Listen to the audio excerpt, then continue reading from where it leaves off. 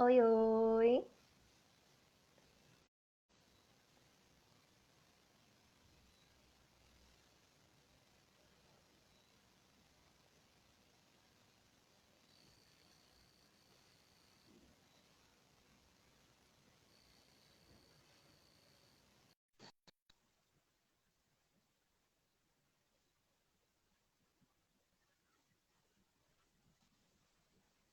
Oi.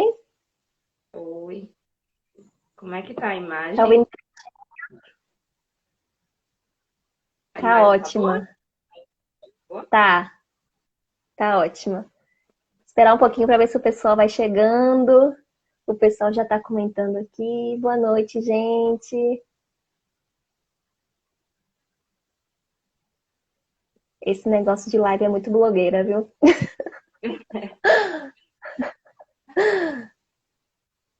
Tá me O pessoal tá cortando um pouquinho. entrando. Vira um pouquinho para sua, acho que para sua esquerda. Isso, aí, pronto. Olá, gente. Boa noite.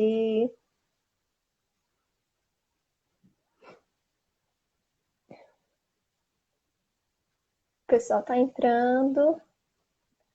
Eu vou esperar só um pouquinho começar, viu, gente? Que a gente marcou 7 horas.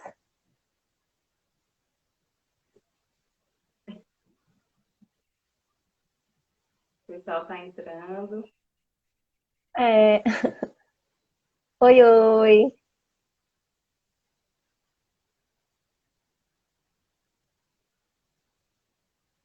Ah, eu Eu às gostei vezes desses não consigo coraçãozinhos ler. aqui, ó, que tá saindo no seu. Tá saindo. Eu às vezes não consigo ler os comentários. Tá um pouquinho longe a tela de mim por causa da câmera. E aí eu às vezes não Tá, aí, consigo ler os comentários. pronto. Tá Quando o dando pra pessoal ouvir tiver algum... direitinho? Tá. Quando o pessoal fizer alguma pergunta, o celular tá bem próximo de mim, aí eu faço pra você, então, e você responde. Bora lá, o pessoal tá entrando. Oi, gente, Laila. Saúde mental aí aparecendo. Quero saber cadê o povo do meu eixo. Você é de qual eixo, Aline? Do eixo 3 de saúde mental.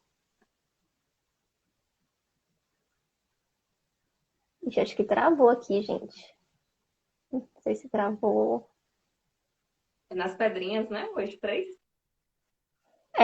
Pedrinhas e lá no CAPS 2. Eu acho que seu áudio tá cortando, viu, Monique? Tá? Eu acho que cortou, não sei.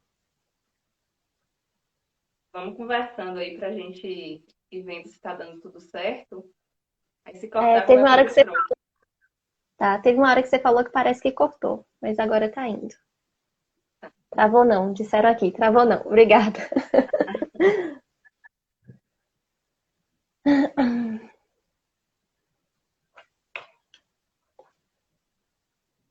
Eu acho que já tem bastante gente. A gente podia começar, né? Conforme o Vamos lá. pessoal vai chegando, vai acompanhando. É, Então vamos. vamos. Então, gente, boa noite, né? Para quem está chegando aí, boa noite. Eu sou a Aline, sou estudante do 7º semestre de enfermagem da UFBA. Sou participante do PET, né? Que, para quem não conhece, o PET é o Programa de Educação pelo Trabalho para a Saúde, que é uma iniciativa aí do Ministério da Saúde, né? E o principal foco dele é promover a qualificação dos profissionais junto com os estudantes, né, da área de saúde. Então, a gente trabalha, os estudantes trabalham, né, sempre com os profissionais da área da saúde de diversas áreas. E isso a gente chama do que é o interprofissional, né? A gente não fica focado só naquilo que a gente está cursando, a gente expande muito. O PET também é uma parceria aqui na nossa cidade, o PET é uma parceria, né, entre a prefeitura, a UESB e a UFBA. Então, a gente trabalha em conjunto e nós somos divididos em eixos, né? O que são esses eixos? Esses eixos são modalidades de ensino diferentes. Cada eixo tem o seu caminho, digamos assim. Como eu estava falando mais cedo, eu sou do eixo de saúde mental, né? A gente trabalha arte com saúde mental. Eu trabalho no CAPES 2 e na unidade de saúde do Pedrinhas, né? Então, qual é o objetivo dessas lives que a gente anda fazendo, dos conteúdos que a gente anda postando aqui? Com tudo isso que está acontecendo, a gente teve um distanciamento, né, das nossas atividades presenciais, só que a gente não parou de exercer o que a gente já estava fazendo, né? A gente só teve que readaptar para poder encarar essa nova fase, né? Então, todos os eixos estão trabalhando, né, de forma remota em casa, adaptando o serviço como dá. E essas lives essa produção de conteúdo que a gente coloca aqui estão presentes aí, né, nesse processo que a gente está vivendo. E aproveitando, né, que maio é o mês aí do enfermeiro, semana passada, dia 12 foi o Dia Nacional do Enfermeiro, né? A gente está fazendo algumas entrevistas e hoje eu vou entrevistar Monique, que tem uma carinha de blogueira, Monique Crijó. Vou falar aqui a pesquinha, que ela é muitas coisas. Monique é enfermeira assistente do Serviço de Hanseníase e Leishmaniose do Centro Municipal de Pneumologia e Dermatologia Sanitária. Ela é especialista em gestão em saúde pela Fiocruz e em educação permanente em saúde pela Universidade Federal do Rio Grande do Sul e é mestranda do programa de pós-graduação em saúde coletiva da UFBA. Bom, acho que a primeira pergunta é: Monique, você dorme? Você vive? Aproveitando então, né, tudo isso, né, a semana da enfermagem, o enfermeiro, dia 12 foi o dia do enfermeiro. Então, eu queria perguntar primeiro, Monique, para você sobre sua experiência profissional, sobre as suas vivências, sobre o que você faz, a sua atuação. Queria que você falasse um pouquinho aí e se apresentasse também para o pessoal. Então, boa noite, gente. É muito bom estar aqui participando dessa live. Fui convocada, né, pelos meus colegas. Também sou preceptora do eixo 1 do PET, que a gente trabalha com as doenças negligenciadas, especificamente com hanseníase, sífilis e a doença de Chagas. E, assim, sou enfermeira formada pela Universidade Federal da Bahia, o campus aqui de Vitória da Conquista, um Instituto Multidisciplinar em Saúde. Me formei em 2014 aqui na UFBA. E desde então a gente não para, né? Nunca de estudar. O enfermeiro, assim como todas as profissões, tem essa questão de estar sempre se atualizando, essa necessidade dessa atualização constante. E aí a gente, né, eu fui tentando fazer alguns cursos, me especializar em algumas áreas e me especializei em gestão em saúde. Fiz a pós também, especialização de educação permanente em saúde e venho atuando desde então no serviço de hanseníase, que aqui em Vitória da Conquista é o Centro Municipal de Pneumologia e Dermatologia Sanitária. Então, desde 2014, eu sou enfermeira assistente do serviço e venho atuando com a doença hanseníase e a leishmaniose tegumentar lá no serviço de referência. E tem sido um aprendizado constante. É um aprendizado constante, né? Então, a enfermagem, ela trouxe para mim várias possibilidades e me mostrou várias áreas em que eu posso estar atuando, que posso estar me especializando. Né? Hoje estou como mestranda do programa de pós-graduação em saúde coletiva também da Universidade Federal da Bahia, da UFBA, e estou trabalhando também no meu projeto de pesquisa com a hanseníase, que é uma doença que a gente trata, né? E ela é apaixonante. A gente acaba se apaixonando pelos pacientes, pela doença, por ser uma doença negligenciada. Existe uma necessidade de ter profissionais que sejam engajados com a questão da hanseníase, a situação dos pacientes, sempre tentando levar essa melhora de qualidade de vida, de assistência para esses pacientes. Durmo, durmo, como, mas assim, a vida não pode parar, né? A gente tenta também, está sempre se atualizando, isso é necessário. Eu gosto, sinto essa necessidade e também estou hoje como preceptora do eixo 1 do PET, né? Auxiliando nessa questão da interprofissionalidade, trabalhando com os alunos, com outros profissionais. Isso tem sido bastante enriquecedor na minha formação também. Monique, quais são os campos de atuação do profissional de enfermagem? Então, a enfermagem hoje, ela abre um leque muito grande de atuação para o enfermeiro. Semana passada a gente teve uma live com a enfermeira Camila do CAAV, em que ela também falou um pouquinho sobre isso, mais especificamente, não é para a área dela das doenças sexualmente transmissíveis, mas ela também trouxe a questão da abrangência que a enfermagem ela tem hoje em dia. Então, o enfermeiro ele atua em várias áreas, não só assistenciais, como gerenciais também. E isso torna esse profissional essencial para a assistência à saúde, para a produção do cuidado. Eu também fui enfermeira da vigilância epidemiológica por algum tempo aqui no município de Vitória da Conquista. E hoje estou de volta na vigilância por conta da situação do coronavírus, né, do Covid. Então, a gente está lá dando um auxílio no monitoramento hospitalar. Mas, assim, a enfermagem hoje, ela tem esse leque muito amplo de atuação, né? Então, a gente trabalha desde a assistência, a atenção básica, nas unidades de saúde, hospitalar, geriatria, obstetrícia, a parte mais gerencial, de gestão da saúde mesmo.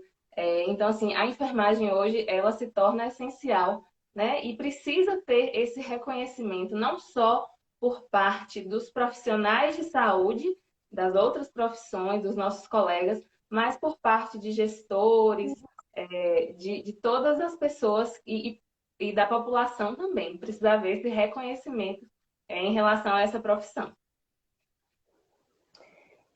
Quais são os desafios enfrentados por você durante a sua prática profissional e quais os desafios da enfermagem na atualidade? Então, eu falei um pouquinho, né, que eu me formei em 2014, sou novinha, mas desde que eu me formei, os desafios eles se mostraram muito grandes na minha vida. Então, assim, começou com a época da formatura, né? Eu prestei um concurso, que foi o concurso da prefeitura, logo no final da graduação. Acabei obtendo sucesso em passar nesse concurso. E aí a gente teve que antecipar a colação. Então, aí já começaram os desafios, né? Para conseguir prorrogação do prazo para entrada na seleção. E aí depois onde que vai ser alocado. Foi um desafio muito grande quando eu fui alocada no serviço de hanseníase e leishmaniose aqui do município, que é um serviço de referência, apesar de ser, como eu já falei, as duas doenças, né? Tanto a leishmaniose quanto a hanseníase, são doenças negligenciadas, mas precisam de profissionais que estejam engajados. Então, a necessidade do estudo, de estar sempre buscando, de estar se atualizando, isso foi constante e é constante até hoje, né? Então, os desafios, a gente tem muitos desafios em relação aos serviços de saúde. Como eu falei, a gente precisa ter esse reconhecimento, mas também precisa ter os serviços, a gestão, ela precisa proporcionar ao enfermeiro melhores condições de trabalho, melhores condições de salário, né? De uma questão mesmo financeira, de reconhecimento. Todas essas questões precisam estar presentes na nossa luta. E hoje, eu entendo, né, com o Dia Mundial do Enfermeiro, que foi o dia 12, semana passada, que esse ano é o ano da enfermagem e o enfermeiro ele está em pauta, né? Por ser um profissional que se mostrou e tem se mostrado essencial nessa situação de pandemia que a gente está vivendo. Então, esse reconhecimento, ele precisa partir a partir desse momento. A gente precisa demonstrar o que a gente é necessário a partir desse momento. E as pessoas precisam reconhecer isso. Não só, como eu falei, os profissionais, mas população em geral e gestores também. E é uma pena, assim, que a gente só começou a passar a ser reconhecido depois disso, né? Como se a gente não trabalhasse antes. A enfermagem surgiu só depois do Covid. Mas é assim, as lutas são diárias, eu acho que a gente tem que se impor mesmo. E mostrar que a gente, né, que a gente é importante sim, que o serviço funciona também, grande parte por conta do nosso trabalho. Não, o A serviço de próxima saúde hoje, os serviços de saúde, eles dependem em grande parte do profissional de enfermagem. O enfermeiro hoje é ele quem faz toda a questão gerencial dos serviços de saúde, pergunta. na sua grande maioria, né? Então, quando a gente vai para a atenção primária à saúde, a gente vai para as unidades básicas, que são as unidades tradicionais, de forma tradicional, do nosso Sistema Único de Saúde, e a gente começa a perceber que geralmente quem exerce a função de gerência desses serviços são os profissionais enfermeiros, quem atendem em sua grande parte crianças, gestantes, também são os enfermeiros. Então, Uhum. o profissional enfermeiro, ele está disseminado em várias áreas e a gente precisa desse reconhecimento, não só agora, em relação ao coronavírus, né? Que fica muito evidente a atuação do enfermeiro na área hospitalar. Mas o enfermeiro, ele está atuando também em outras áreas. Então, eu comecei a Uhum. falar um pouquinho que eu estou na Secretaria de Saúde, na Vigilância Epidemiológica, auxiliando a Vigilância Epidemiológica, o serviço de hanseníase, leishmaniose e tuberculose, que é o serviço que eu trabalho, ele faz parte da Vigilância Epidemiológica. Então, nesse momento, eu retornei à vigilância para dentro da Secretaria, em parte, para estar auxiliando nesse monitoramento dos pacientes, principalmente dos pacientes internados, né, do coronavírus.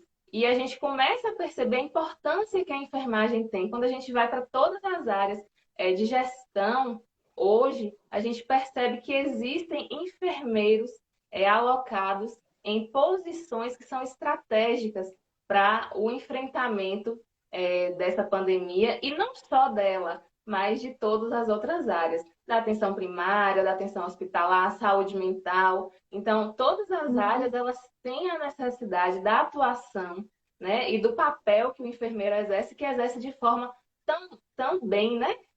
De forma tão que necessita ter esse reconhecimento.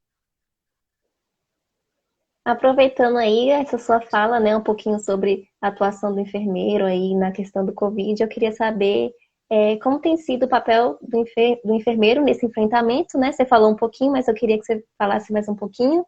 Em relação ao nosso município, como que está sendo isso no nosso município? Você que está aí à frente, que está vendo, que está convivendo, queria que você falasse um pouquinho Então, sobre isso. nesse momento, a gente está vendo que nesse momento mesmo, a gente fala de linha do tempo, tá? No município de Vitória da Conquista, a gente está vendo que está havendo uma crescente em relação ao número de casos do Covid. Então, a gente tem percebido que estamos chegando em uma saturação em relação aos sistemas de saúde, em relação à demanda por profissionais de saúde, né? Cada dia mais o número de notificações, ligações tem sido maior. Eu falei um pouquinho aqui, né, das ligações, vou só explicar como é que está funcionando, tentar explicar como é que está funcionando aqui no município o nosso projeto, nosso programa de atendimento aos casos suspeitos de Covid, né? A gente tem um call Uhum, center no município de Vitória da Conquista, que é a pessoa que ela tem a suspeita e que ela se encontra em um quadro leve de suspeita de coronavírus, ela está no domicílio, ela pode entrar em contato com esse call center via telefone, e aí ela vai estar repassando para os profissionais que estão lá de plantão os sintomas que ela está sentindo, né?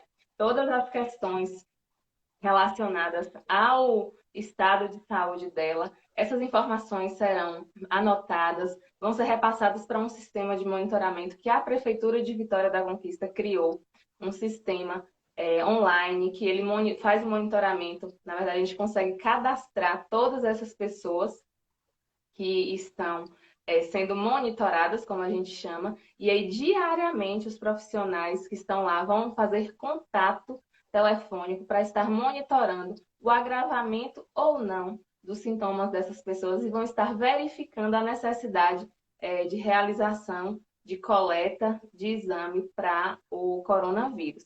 Isso porque a gente não tem quantidade suficiente de teste. né? É um problema nacional, a gente tem visto isso. A demanda por teste, ela é crescente também e deveria haver uma testagem em massa da população. Mas, infelizmente, a quantidade de teste que a gente tem disponível, ela não nos permite fazer essa testagem em massa. Então, o Ministério da Saúde, ele deixa claro algumas normativas de quem são as pessoas que serão testadas hoje no Brasil. Então, a gente vai estar testando, fazendo a coleta do teste, que a gente chama de RT-PCR, para os pacientes, todos os pacientes internados. Então, os pacientes que estão no domicílio, não são todos que vão realizar a coleta, tá? Para o diagnóstico do Covid, eles vão ser monitorados. E aí, os Uhum. pacientes internados, que aí entram em um outro quadro de suspeita do coronavírus, que são os casos já com uma fase moderada a grave do Covid, esses pacientes vão estar sendo encaminhados ou eles vão procurar o hospital, a rede hospitalar, e aí lá, sim, todos os pacientes internados, eles são testados para o Covid-19, tanto também os profissionais de saúde que estão sintomáticos também são um grupo prioritário para a testagem. E hoje a gente está tendo os testes rápidos que estão sendo disponibilizados principalmente para os profissionais de saúde aqui no nosso município. Então, além do call center que a gente tem aqui em Conquista, para o paciente que está no domicílio, também existe um serviço de monitoramento hospitalar. E aí é desse serviço, desse setor que eu estou fazendo parte hoje, em que a gente está em contato constante com os hospitais daqui do nosso município e a gente recebe deles diariamente informações de pacientes que são internados nos hospitais. E aí a gente faz esse acompanhamento via planilha para o Estado, para o Ministério da Saúde. A gente faz a coleta de testes, a gente vai acompanhando o estado de saúde de cada paciente desse. Mas também esses Uhum. pacientes têm os contatos deles e precisam também ser monitorados. Então, de cada paciente, a gente faz a abordagem da sua rede de contatos. E essa rede de contatos, até sair resultado, ou caso essas pessoas também estejam sintomáticas, elas são Uhum. acolhidas, monitoradas diariamente. Ótimo. Ô, Monique, uma dúvida minha. Onde seria o CAPS 3 ali na Avenida Integração, Sim, na Rio Bahia? isso. Virou um centro de Covid agora, né? De atendimento aos pacientes. É, são suspeitos ou já são confirmados? Como é que funciona aquele centro? Então, o centro de Covid hoje aqui no município, ele ainda está, né, numa fase de implantação do seu atendimento. Mas a ideia dele é para atendimento de pacientes advindos da atenção primária, tá? Ele Uhum. não é para ser um serviço porta aberta, como a gente chama, em que os pacientes vão estar indo por demanda espontânea. Não. A demanda espontânea ela vai ter que ser via telefone para o call center da Secretaria de Saúde. Então, os pacientes que vão para a atenção primária, que esses pacientes também podem ser esses pacientes que já estão sendo monitorados pelo call center, que a gente indica que Uhum. eles procurem o serviço de saúde mais próximo da sua residência, lá eles vão ser avaliados pela equipe de saúde da atenção primária. E essa equipe de saúde pode necessitar de um atendimento mais aprimorado para esse paciente com suspeita de Covid. E aí esse paciente vai ser encaminhado, né? A gente fala que ele vai ser meio que regulado pela atenção primária para o atendimento no centro de Covid. Então, esse centro não é para ser um centro porta aberta, tá? Ele vai Entendi. ser para Uhum. regulação dos pacientes advindos da atenção primária. Então, seriam casos leves, tá? Porque os casos moderados a graves eles devem ser encaminhados aos hospitais. São casos de pacientes que já têm uma necessidade de uma instalação de um suporte ventilatório. Travou? Os casos moderados a graves são casos de pacientes que já têm instalação de suporte Acho que ventilatório. Tá travando? travou, mas voltou agora. Deu uma Mas deu para travadinha, só ouvir? que voltou. Deu um finalzinho que você falou sobre essa questão de ir para o hospital por conta do suporte, né, respiratório, foi que travou um pouquinho, mas aí voltou, se repetiu. Acho que deu para ouvir aí. O pessoal comentando. Gente, quem tiver dúvida, gente, quiser perguntar alguma coisa, pode colocar aqui, viu? Que a gente responde como puder. Tô gostando bastante da participação. Todo mundo aqui empolgado, já recebi um monte de mãozinha assim. Eu não sei como é que manda as mãozinhas de volta, mas tá aí as mãozinhas. Eu acho que travou. Travou. Não, aqui tá tudo tranquilo, tô ouvindo. Pronto. É, Agora falar um pouco sobre o trabalho interprofissional, né? Eu queria saber como é que você vê, né, do seu olhar de enfermeira, esse trabalho interprofissional. Então, o trabalho interprofissional, ele é essencial para a gente conseguir dar continuidade a uma assistência de qualidade ao paciente. Com a entrada no PET interprofissionalidade, para mim foi bastante enriquecedor. Eu consegui aprender muita coisa e consegui levar também para a minha equipe de trabalho muita coisa sobre a interprofissionalidade.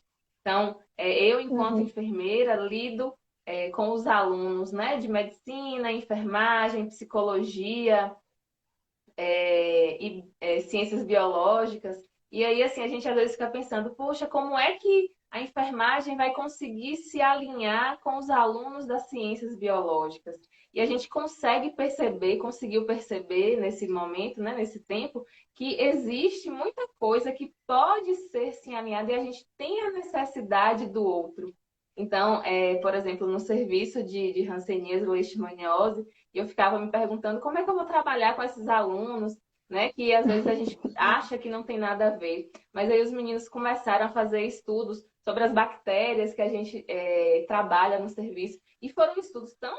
As vacinas que a gente tem, foram estudos que foram enriquecendo tanto que eu falei, poxa, eu nunca tinha pensado nisso. E aí, quando a gente começa a estudar as competências colaborativas, né, do trabalho interprofissional, a gente começa a perceber que essa necessidade do trabalho em equipe, ela é muito grande e é ela que vai conseguir auxiliar a uma assistência de qualidade ao paciente. E a gente precisa estar sempre voltado o nosso olhar para esse usuário e que ele precisa não de uma assistência fragmentada, mas sim de uma assistência que uhum, seja conjunta. Então, o trabalho interprofissional hoje, para mim, ele é um dos pilares da assistência, do cuidado ao paciente.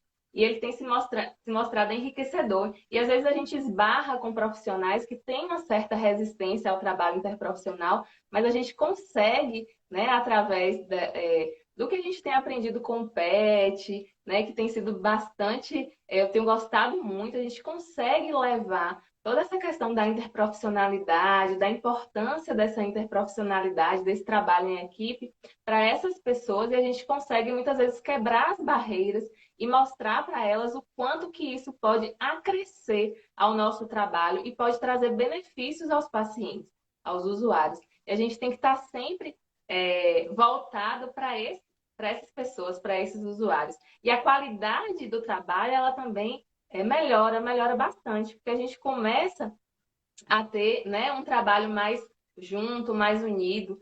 As conversas também são bem melhores. A gente começa a pensar junto, promover projetos terapêuticos singulares. E isso tem sido bastante enriquecedor para o nosso usuário. E a gente tem percebido isso na prática. Então, o trabalho interprofissional hoje, para mim, ele tem sido uma porta para conseguir quebrar as barreiras e para conseguir levar uma assistência de qualidade ao usuário. Eu acho que é isso que a gente tem que uhum. estar focado, sempre no usuário.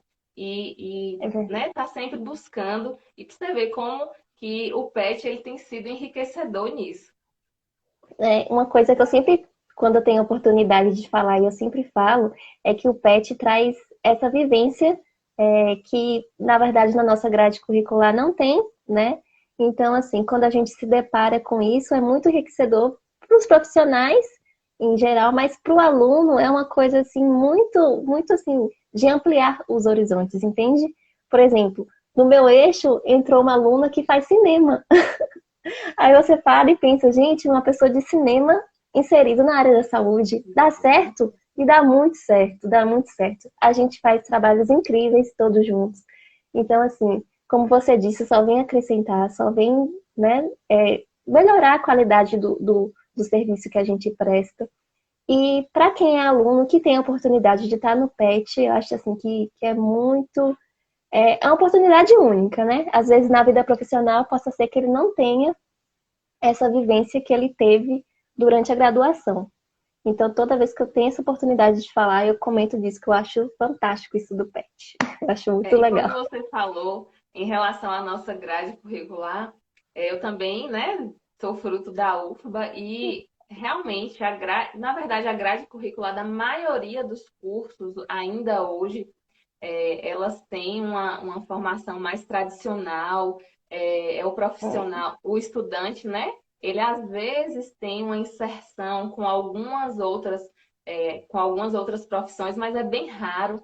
Mas quando a gente começa a trabalhar a interprofissionalidade, a gente começa a ter uma inserção mesmo desses alunos. Esses alunos eles começam a trabalhar em conjunto, indiferente se eles são da biologia, da enfermagem, da medicina, até do cinema. A gente começa a perceber o quanto que a gente pode aprender, né, com o outro, o quanto que o outro tem a acrescentar no nosso trabalho e quanto isso é valioso para que a gente enxergue as coisas de outra forma. Às vezes a gente está tão acostumado a fazer aquele trabalho, né? De uma forma, é assim, eu vou fazer na hora que eu chegar isso, depois eu vou fazer aquilo, e a gente já tem um roteiro pronto para o nosso trabalho. E aí, quando a gente trabalha a interprofissionalidade, a gente começa a perceber o quanto que o outro pode acrescer ao nosso trabalho, e quanto que a mudança ela pode trazer benefícios, né, para isso, e quanto que também o usuário ele vai receber e ele vai conseguir melhorar até o seu cuidado, a sua saúde será melhorada, a produção de saúde, né, vai ser melhorada com essa interprofissionalidade. Que ótimo. Bom, alguém tem alguma coisa, gente, para falar, para perguntar? Os comentários pararam aqui. Não sei se aí no seu tá aparecendo, tá? O meu, tipo, deu uma Apareceram travadinha sim. aqui, eu acho. Eu não... Mas ele não tá descendo mais. Apareceram. Não sei se foi o meu celular aqui. Mas se alguém quiser fazer alguma pergunta, no meu, acho que foi agora. Eu ainda tô, gente, eu tô aprendendo a mexer nisso aqui. Mais cedo, quem tava aqui viu que eu e Mônica a gente tentou fazer aqui uma A gente fez um prévia. teste. A gente fez um teste aqui, só para ver se ia dar certo, mas não sei. O pessoal só tá aqui mandando joguinha, carinha. Aqui, ó, tem uma pergunta. É de Gilson. Monique, a pessoa sendo vacinado H1N1 corre o risco da Covid ser vulnerável? Entendi. Deve estar querendo saber se quando você vacina do H1N1 você ainda Se você é está, imunizado. né? Se você está É, imunizado ao é. Covid. É, então, a vacina da influenza, né, que é a vacina da H1N1, ela protege contra alguns vírus que causam a gripe, né, a influenza. E entre eles está o vírus do H1N1. Hoje a gente não tem ainda vacina contra o coronavírus, infelizmente. As notícias estão mostrando que estão havendo pesquisas para essa vacina e a gente espera que ela chegue logo, né? Mas hoje a gente ainda não tem uma vacina que proteja contra o coronavírus. Então a gente precisa mesmo estar mantendo as recomendações, né, de distanciamento social, de cuidados com a lavagem das mãos, com o álcool gel, a utilização de Uhum, máscara, né? A gente precisa estar mantendo essas recomendações, porque só assim a gente vai conseguir evitar a disseminação do vírus. A vacina ela ainda não existe, infelizmente, e a vacina da influenza ela não protege contra o coronavírus. Se a gente tomar a vacina, ela vai imunizar a gente contra alguns vírus da influenza, mas não contra o coronavírus. uhum. Acho que tem mais uma pergunta aqui. Deixa eu ver. Alguém perguntou também. Simone. Simone perguntou assim: o trabalho interprofissional ajuda muito na questão das doenças negligenciadas. Você acha que podemos mudar essa situação? Então, as doenças negligenciadas, elas são negligenciadas porque, infelizmente, a Uhum. gente não tem tanto investimento em pesquisa, em estudos nessas doenças. Assim, a hanseníase, a tuberculose, a leishmaniose, doença de Chagas, são conhecidas como doenças negligenciadas, que elas necessitariam, na verdade, de um maior investimento por parte, né, dos governos, dos gestores, mas infelizmente a gente não tem essa atuação tão ferrenha por parte dos nossos gestores em relação a essas doenças. Mas o trabalho interprofissional, ao meu ver, por eu estar dentro do serviço de hanseníase e leishmaniose, ele tem trazido grandes benefícios para conseguir tanto levar para dentro da universidade o tema das doenças negligenciadas, como para estar trazendo a esse aluno a reconhecer essas doenças no nosso ambiente de trabalho. Então, quando a doença ela é uma doença negligenciada, existe um conhecimento deficitário em relação a ela. Mas quando eu levo esse conhecimento para dentro da universidade através do PET, através de projetos de pesquisa, a gente consegue estar inserindo o aluno que será um futuro profissional nesse conhecimento sobre essas doenças. Então, a gente já espera que, ao ter esse profissional se formado no futuro, que ele consiga desenvolver uma atuação nessa área das doenças negligenciadas. Isso é interessante, a gente consegue perceber isso. A gente sempre recebe lá no serviço de referência alunos dos cursos, né, de medicina, enfermagem, psicologia. A gente recebe vários alunos. E aí teve uma vez que teve um aluno do curso de medicina de uma universidade daqui do município e ele se formou. E foi muito interessante quando ele estava em um plantão na UPA e ele acabou reconhecendo um paciente de hanseníase no seu plantão, e era um paciente, né, que já estava com uma forma grave da doença. Ele reconheceu esse paciente após ele ter feito um estágio no serviço de referência. Então, isso demonstra que você está inserindo o aluno nas questões das doenças negligenciadas, está levando esse conhecimento, está falando um pouquinho sobre essas doenças negligenciadas para ele, ele vai conseguir desenvolver um trabalho muito bom na sua atuação enquanto profissional. E isso vai estar fazendo com que esse aluno, esse agora profissional, ele consiga detectar essa doença de forma precoce, que é o nosso grande problema em relação à hanseníase, à tuberculose, que mata bastante hoje no nosso país, é que as pessoas, os profissionais, eles não têm conseguido reconhecer os sinais e sintomas dessas doenças enquanto elas estão na fase inicial. E a gente acaba detectando os pacientes em uma fase muito mais grave. Mas quando você consegue trazer os alunos para dentro do serviço, você consegue também formar profissionais mais conscientes. E isso é muito bom. Não só o Uhum. médico, mas também o enfermeiro e outros profissionais. Tem Eu mais uma respondi? aqui. Respondeu maravilhosamente. Vários elogios aqui para você. Teve alguém que fez alguma outra pergunta do CRAS.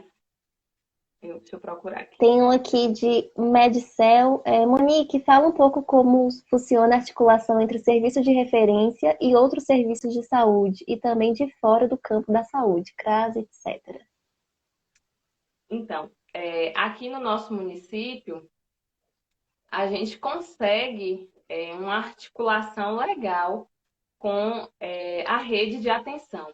Eu acho que a rede de atenção ela ainda precisa ser mais reconhecida e melhor desenhada dentro do município, não só para, em relação, eu estou falando do serviço de referência de hanseníase, tuberculose, leishmaniose, mas em relação a todos os outros, as outras áreas da saúde, né? Mas a gente ainda consegue uma articulação legal com CAPS, com o desenvolvimento social, com CRAS, com CREAS.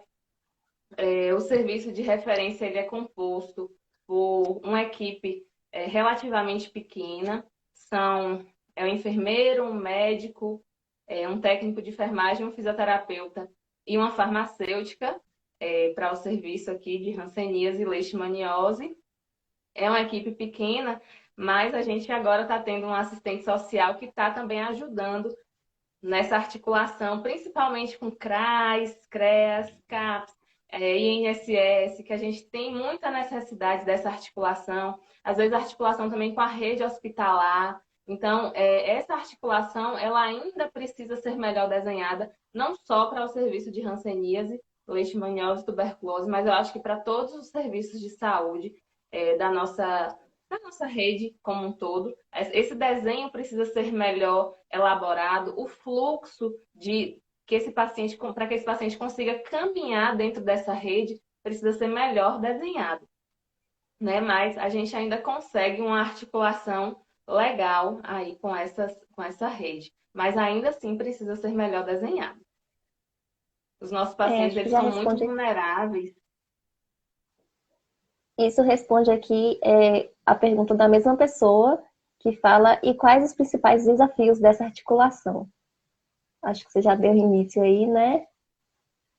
Então, eu falando enquanto serviço de hanseníase, né, que é o serviço que eu atuo, o serviço de hanseníase e leishmaniose, também falando um pouquinho da tuberculose, que a gente não pode deixar de fora a tuberculose, que também é uma doença negligenciada e que mata, né, como a gente falou, é uma das doenças que mais matam no Brasil hoje é a tuberculose, por falta desse diagnóstico precoce. Então, essa articulação, ela precisa ainda ser melhor desenhada.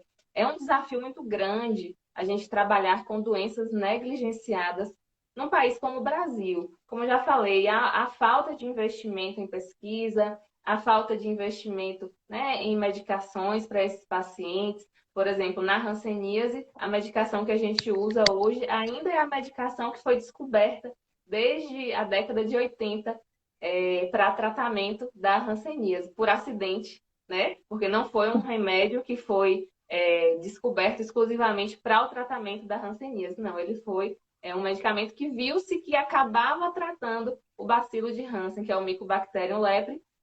Também acontece isso com a leishmaniose. Os remédios que a gente trata a leishmaniose, eles são muito agressivos. Então, são doenças que atingem populações vulneráveis, atingem populações de uma classe social mais baixa. Então, o investimento, que tem um poder aquisitivo muito pequeno, então, o investimento nessas doenças, ele é irrisório, porque as pessoas, as grandes indústrias farmacêuticas não vão investir em doenças que não vão gerar tanto lucro. Então, a gente percebe que esse investimento ele é muito pequeno e isso acaba tornando o tratamento, o diagnóstico, os locais onde essas pessoas vão conseguir fazer esse tratamento muito difíceis de acessar, né? A gente consegue perceber isso muito com a hanseníase. Existe um estigma muito grande associado à hanseníase. Os pacientes com hanseníase, eles às vezes são discriminados dentro da própria casa, porque Uhum. falam, né, que é a antiga lepra, então as pessoas elas têm um preconceito muito grande. Os contatos dessas pessoas ainda hoje desenvolvem um preconceito, um estigma muito grande associado à doença. E a própria pessoa, o próprio paciente, ele também se autoestigmatiza. E isso faz com que a doença ela se torne, né, tenha um índice de abandono às vezes alto, não consiga finalizar o tratamento, que é um tratamento que demora em média 6 meses a um ano, podendo ser estendido por mais um período de tempo. Então, isso vai dificultando o tratamento dessas doenças. Respondido. Tem mais uma aqui. Monique, a população está muito preocupada com a pandemia. Na sua opinião, todos serão infectados? Menino, não fala isso não. Eu espero que não, eu espero que não. Que nem Eu todos tô sejam bem. infectados, mas para isso, para garantir, né, que nem todo mundo seja infectado, a gente precisa estar cumprindo com as medidas, né, de distanciamento social até a chegada da vacina, que é o que vai conseguir proteger a gente contra esse vírus.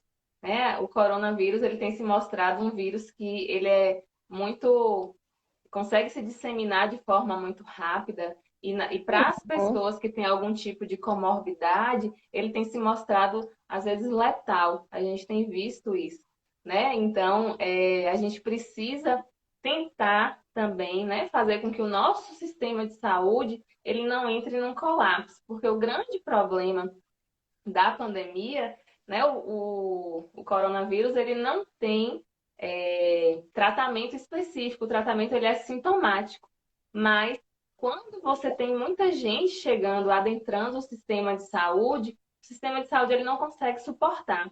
E até aproveitando, né, essa fala minha, Uhum. esse sistema de saúde que a gente está falando é o nosso sistema de saúde, é o nosso SUS, também associado ao nosso sistema de saúde, às vezes privado, que já vem com uma defasagem muito grande de anos, desde a sua criação, desde a criação do SUS.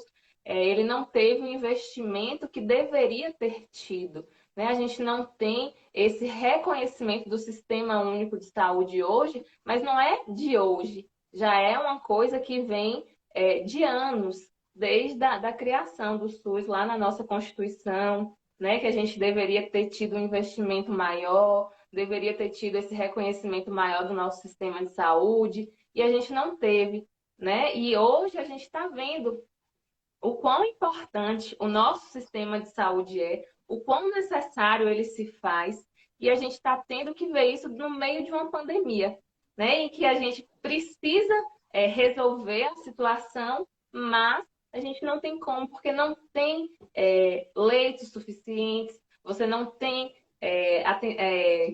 postos de saúde suficientes, profissionais suficientes. Você não tem, não consegue, não é de uma hora para outra que a gente vai conseguir fazer isso. Verdade.